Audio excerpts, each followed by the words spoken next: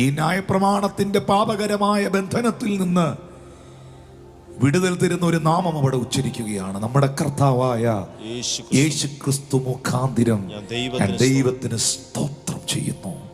ഇനി റോമർ 8 വന്നേ, 8-ാം അധ്യായത്തിന്റെ 1-ാമത്തെ വാക്യം. ഞാൻ പറയുന്ന വാക്യങ്ങൾ മാത്രം ഒന്ന് വായിക്കാമോ? അതുകൊണ്ട് ഇപ്പോൾ ക്രിസ്തു യേശുവിലുള്ളവർക്ക് ഒരു ശിക്ഷാവിധിയും ഇല്ല. 4-ാം വാക്യം.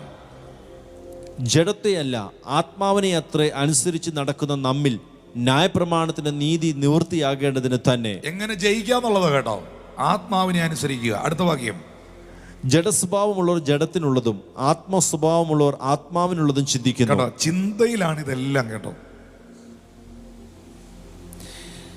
ജഡസ്വഭാവമുള്ളവർ ജഡത്തിനുള്ളതും ആത്മസ്വഭാവമുള്ളവർ ആത്മാവിനുള്ളതും ചിന്തിക്കുന്നു. എങ്ങനെ എനിക്ക് കുറച്ചും കൂടെ ശക്തമായി കർത്താവിന് വേണ്ടി പ്രയോജനപ്പെടാം?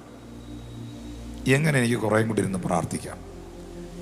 എനിക്കെങ്ങനെ നിത്യതയിൽ കുറേയും കൂടെ അവകാശങ്ങൾ സ്വായത്തമാക്കാം? എനിക്കെങ്ങനെ ദൈവത്തിന് പ്രിയപ്പെട്ടവനാകാം, പ്രിയപ്പെട്ടവളാകാം?